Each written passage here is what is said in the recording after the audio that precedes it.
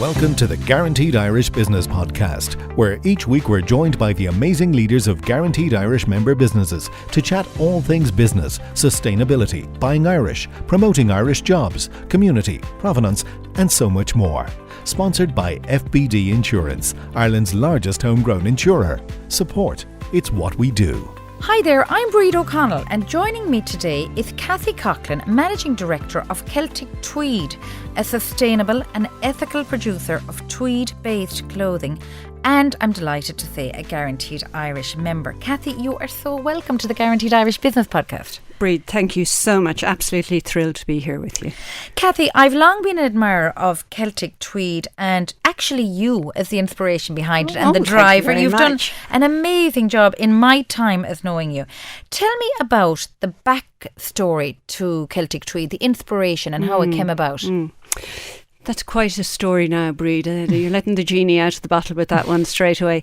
We have been in the rag trade, per se, for over 30 years, my husband and I.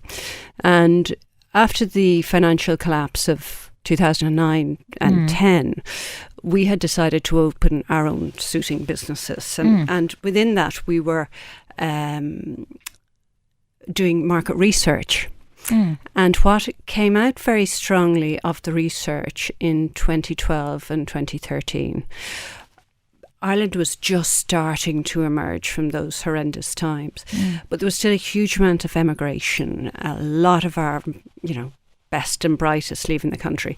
And what came out very strongly from the research amongst 35 to 45-year-old professional Irish men who were the target group we were talking to at the time was that they very much wanted to find an Irish company who were making an Irish product who they could support with their Irish euro. And that really sowed a seed within me because it brought me back to my first ever job, which was working for Bord Fáilte. Yeah.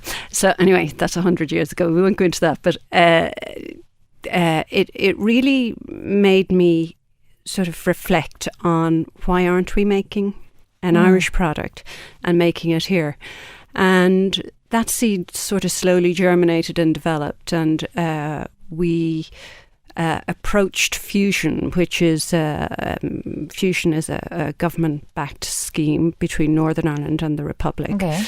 And we got a grant from Fusion of €25,000. And with that, we hired our first designer. And we worked with the University of Ulster because we wanted to create a piece of Ireland in a garment. Yeah. And we wanted to fuse into that the history of Ireland, its heritage, its poets, its cultures. Fabulous. We wanted to take the very best and kind of contemporary of Irish design and bring that in and marry it with, I suppose, the cloths that were indigenous to Ireland, which were tweed and linen. I love that. So that was that was the inspiration. That's the inspiration. How did you make it happen then? Now, €25,000, as generous and all and as grateful and all as you were for it, isn't enough to keep the lights on. No, it's certainly not. Our existing business funded the whole thing, really. Right. And we grew very slowly, Bríd, because we had to, we didn't have the cash to throw a $250,000 at it to set up a factory there and then. So we had to try and design the products, go into the marketplace, see what the marketplace buy the products at the cost we knew it was going to cost to produce them. Did we actually have a business or did we have a dream? Yes. So I suppose we went to our first showcase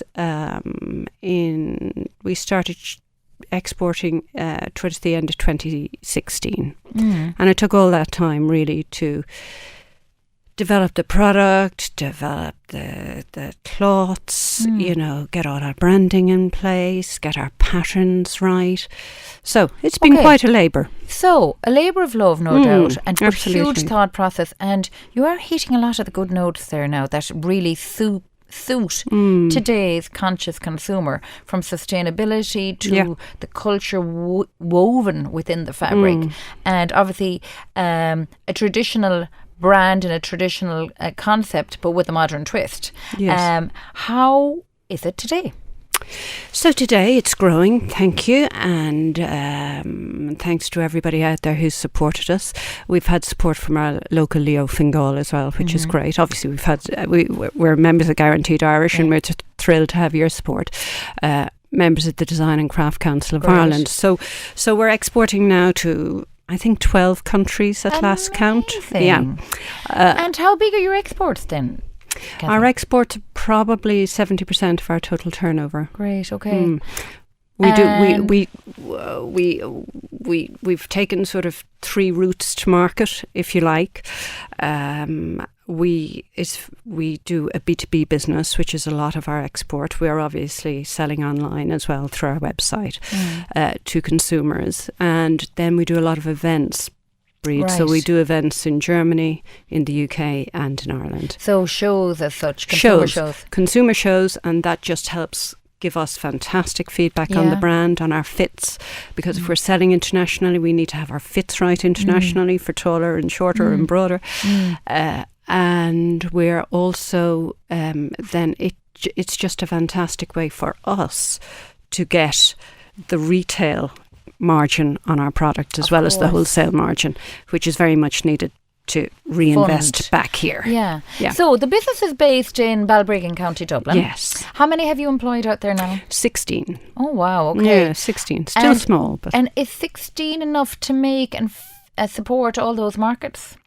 Well, yes, because we're not mass producers, so a lot of the time we might be in 14 different countries, but we're not in 40 shops in 14 different countries. So we might have one shop in Switzerland.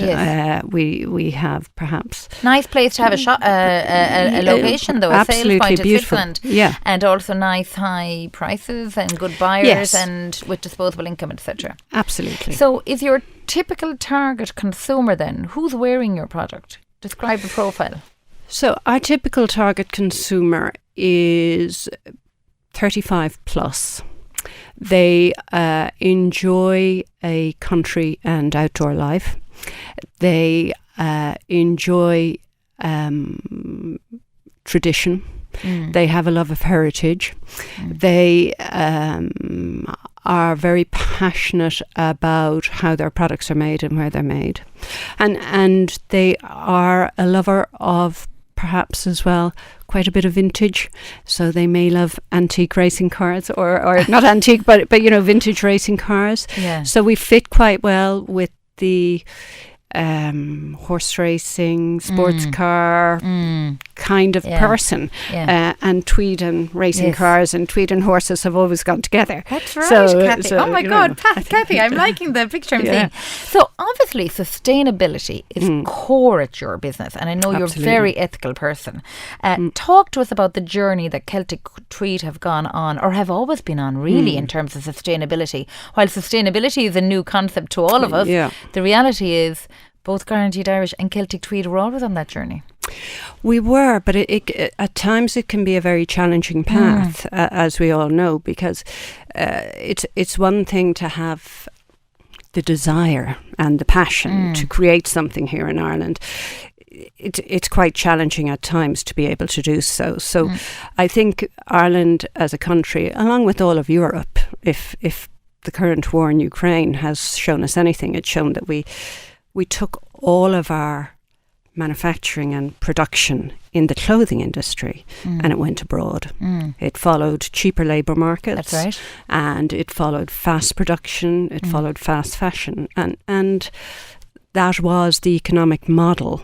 But there is at definitely the time. A twist, isn't there? There is most certainly a change. I think really the COVID pandemic, everything that we've lived through in the last 4 years has shown us the importance of being able to produce at home. And I think that's going to be even more important going forward. And I think it's ethical.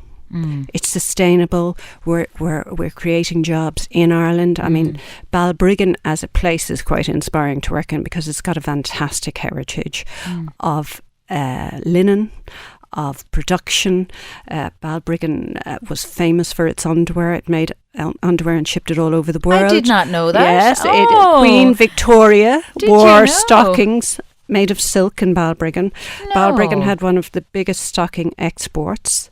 Really? Yes, what in was it Europe. called, Cathy? Smith & Co. Fantastic. Oh, a little. Yeah. Every day is a school day. Every day is a school day. Yeah, absolutely. Okay, so there's all that heritage there and craftsmanship, obviously, lingering. There is, and I think there's an opportunity, Breed, and a huge desire. I mean, there is such talent in this country. Our designers are fantastic. Our weavers are super. You know, we were for years a country that grew our own flax to make our own linen. Yeah. We no longer grow our own flax, but we're still producing linen, albeit with imported flax. But so the potential, the creativity in this country is enormous. And if we can get back to a level of producing here and valuing our raw materials here, I think that sustainable journey, if we can bring communities together, Breed, like the sheep farmers, who are creating the fleece, and currently those poor individuals are getting 20 cents a kilo for their fleece, which is outrageous. Yeah. But that fleece was going to China and to Russia, and it was being turned into carpets and that sort of thing.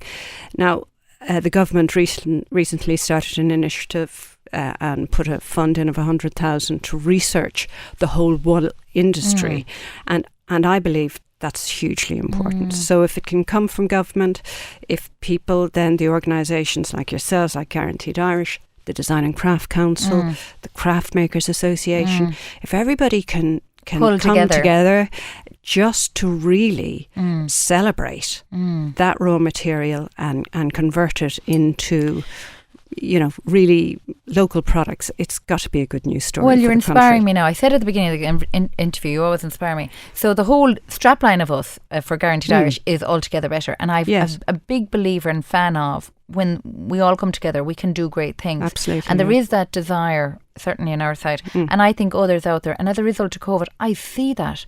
So I'm looking at your business model now, and I see how you started with men's clothes only, but you've now grown and diversified into women's clothing and also gifts. Tell us a little bit about that, because I'm really interested in how you've evolved. So we started out with menswear because we'd have had our experience was menswear. So we knew that market quite well. And so that's where we focused our energy. And we were immediately asked, but what are you doing for ladies? By our stockists. So we started creeping into ladies, I would say, because ladies is a much more difficult market. Now, I'm going to stop you there because people can't see what I can see. Every time I think of you, Cathy, I see you in a beautiful feminine cut, either tweed waistcoat, which you're wearing today, or a blazer, which is just always stunning on you, and you wear it so well, and it's so cool. It's so cool. Well, they are cool. Tweed is very cool. Yeah. But they're very like KOOL cool, like a rock chick cool, and you wear it as a rock chick, and I love it. I'm not sure about that. But in terms of the herringbone and everything, it's so cool, and it never, ever, we talk about sustainability, it never dates. No. And you know, I think that's such an important point, though, Breed, isn't it? Because really, you know, I'm of a vintage and of an age where you had your good clothes and your weekly clothes. And but I think the world is moving to that place where hopefully we will consume less, create less fashion waste. And we're all about making garments that people want to keep. That's right. And that also that have a life that you're going to be able to pass them on to your son or daughter, and they're going to be able to funk them up by you know, just accessorising them differently or having fun with them. So we're very much about the lifestyle of the clothing we're making as well.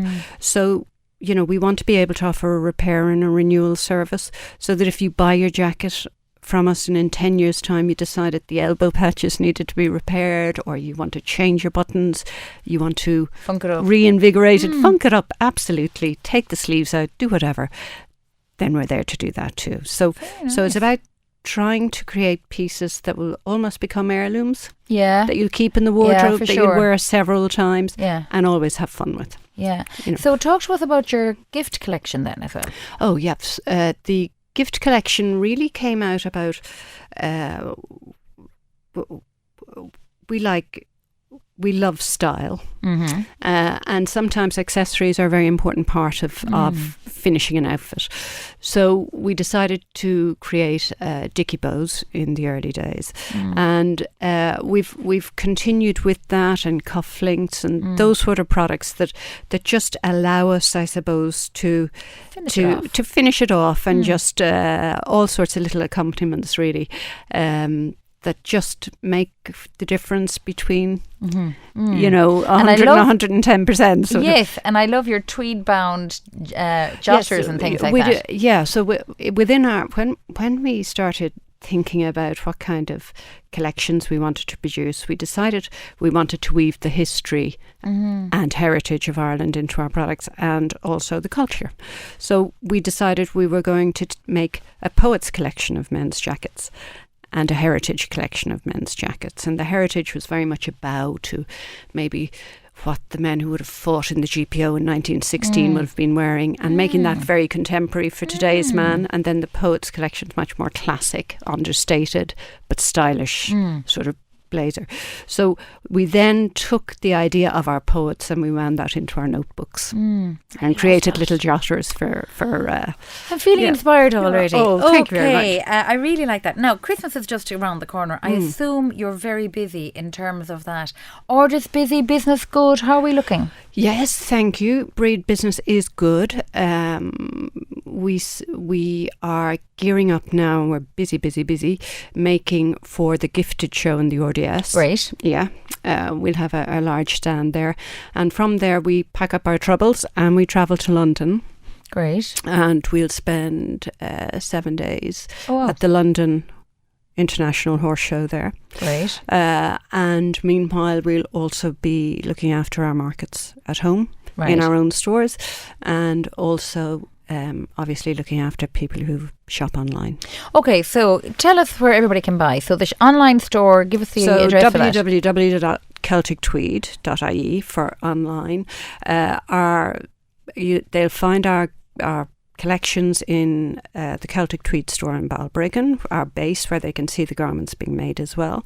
And can the consumer go in and see the garments being made? Well, now we're quite excited about that. So yes, they can. So from the store there's a glass into the tailor's room, but the tailor's room has outgrown the tailor's room because we've had to expand it. Of course. Good news. So at the moment, if they look in there, they might see me, which might be a bit disappointing. But so we're bringing out a tour. So we've been busy moving around, and we're going to invite people in and schools in, and we're going to show them how we make the clothing, the various processes involved in it, and bring them into the tour room, let them have a little experience of perhaps trying to put a button on or do something themselves. A lost craft, I might add. Well, I think that's so important, though. When we talk about sustainability, if you think about it, think about all the Aran sweater outworkers, the lace makers. Balbriggan was huge for lace. Yes, that's right. Yeah. And we really, sustainably, we have to pass those skills on to younger people. I'm looking at you, Cathy, in dismay, because when I was at primary school, also 150 years ago, all the boys and girls in primary school were taught how to turn up a hem, sew a button on, and none of my children can do that because it's all been taken out of the curriculum. And I'm not blaming the school as the education system, but it's lost. So we do need to find that. I mean, I would imagine kids from school going to your factory tour. Maybe you'll pick out the next, inspire the next potential fashion designer, or an opportunity at least, because this isn't being put in front of the kids anymore. No, they don't have that opportunity to learn, and they don't. My children wouldn't have seen me as a mother. They might have seen me turn up a hem or a few times, but they mightn't have seen me turn a collar on a shirt now. And I'm not suggesting we need to teach them how to turn a collar on a shirt or anything, but even this location where you're sitting here, up to the early 1970s, maybe mid 1960s, there would have been up to about 40 small factories from Capel Street to here. And I think there is the most enormous opportunity, Breed, to bring craft, design, local production, food and tourism together. For sure. and really give it a very authentic experience where people can touch and feel and try it for themselves. And that's really what the tour is about. Well, that's what you're doing actually out in Balbriggan. Yeah. So if I want to go out and buy a product in Celtic Tweed, I can go out and see it being, a little bit of it being made, or something, part of it being made, and then buy and try on and all the different opportunities. So when I go into your lovely shop, then what do I see? Because I love all that style. Well, I hope you see lots of lovely things to tempt you. Of course. But it's a beautiful store, the store in Balbriggan, and you will see all of our finished products, are ready to wear. But we're also working hard in our made-to-measure service. Fabulous. Because not everybody can buy from the peg, and for your special occasion, perhaps you're getting married, or perhaps there's a particular coat you've always wanted, but you've never been able to find it. So we are working hard in our made-to-measure service. I love that. Now, is that, you don't have to give me numbers, but is that very expensive to go on a customised made-to-measure? Because a lot of Irish people, i.e. me, are shorter than normal, or, we're not a tall race. Yeah. How does that work? Well, it works very simply, really, and we're trying to keep it as simple as possible, because the more complex you make it, obviously, the more difficult it is, and the more difficult. So we will have our core pattern blocks. Right. But obviously we have our pattern makers and our graders. You're all measured, and then your pattern is graded for you and adapted for you. So we're creating a pattern for you, we're adapting the sizing for you, you're picking your cloths, you're picking your trims, you're picking your buttons. And we're making it. I love it. And you're so involved in the process then. You're very involved. Now there's a few fittings, and you have to be committed. You've got to be committed, sure. Because you if you want to walk out with something that's specific, bespoke. Bespoke, then put the time into it and you will walk out. And have thrilled. a piece for life. Oh, a piece for life, absolutely. So I'm going to put a call out there to all the gentlemen who I've talked to since I've joined Guaranteed Irish. When we go to an event, I always do my very best to wear something Irish, made by an Irish designer. Yeah. And the men always say, oh, well, I just didn't get an Irish suit. They can now. They can. So tell me what's awaiting the Irish gentleman in business who says, you know what, I'm going to walk the walk, I'm going to buy an Irish suit. I think we have tweed 3-piece suits. We have them. Now they may not necessarily want the full tweed experience. Yeah. So what else is there? We tend to concentrate on those two. Traditionally, 80%, 85% of what we do is based on linen and tweed. Lovely. Now, we also at Christmas introduce fabrics that have a little cashmere in them, a little bit more luxurious. So the world is their oyster, really. They can look at swatch books, they can decide what they want. Typically, what we find in terms of the gentleman who's going to work every day, who wants to look smart, who wants to wear an Irish garment, he may decide he'd just like one of our waistcoats. Yes. Yeah. And with a smart shirt and tie. And it looks great. Or a Crombie type thing. A Crombie, a gilet, a body warmer. And we've recently Ernest Shackleton, the famous Kildare man. Well, Ernest Shackleton was wearing Balbrigganers when he was trapped. Now explain to Balbrigganers to people who are listening. So Balbrigganers were hosiery basically, and they were long johns. That's right, yeah. And you'd want to have been made of stern stuff now to don them, because they're fairly coarse underwear, but they were very warm. And so we were inspired by his bravery and leadership and everything else. And we created the Shackleton jacket, which is a fusing of a cashmere knitted sleeve and tweed body warmer and gilet. So it's taking the traditional woven and knitted garments that are traditional to Ireland and putting them together. Beautiful piece for your Christmas walks, so definitely one for the Christmas list, I think. Cathy, I could talk to you forever because your commitment and passion for fashion, but style also comes through, and you're a great employer in North County Dublin. You've been there for the long haul. You've ridden the hard waves, shall we say, of recessions, Brexit, COVID, and you're still growing and going strong. So I really Fingers applaud crossed. you. Yeah. Oh, thank you, Louise. Well Thank you. done. I'm so impressed. In terms of personal note, obviously, we're calling on everybody out there this year to make sure they get the G under the tree. Yes. And where are you buying and what are you buying and what G's are you putting under the tree this year? Well, we are thinking very carefully about what we're buying this year, and about how can we buy sustainably and how can we buy less, because we've a number of eco warriors in the house. So for us, we are actually thinking of probably buying far less and actually going with an air to water heater system. Oh, yeah. With an Irish made boiler. But I think in terms of the smaller gifts, we will most certainly be always buying Irish. We always try to buy. Well, Cathy Coghlan, Managing Director of Celtic Tweed, it's been an absolute pleasure talking to you, and I wish you every success in your future endeavours, which I have no doubt will be very successful. Thank you, Breed. You're very kind. Thank you. If you found this advice helpful for your business, please subscribe on Apple, Spotify or Acast. It's free for all and we welcome your feedback. Remember, by considering Irish businesses, you are not only sustaining local employment, but you are also playing your role in reducing the carbon footprint. If you feel your business can benefit from networking with like-minded businesses here in Ireland, contact GuaranteedIrish.ie for more information. The Guaranteed Irish Business Podcast, sponsored by FBD Insurance, Ireland's largest homegrown insurer. Support. It's what we do.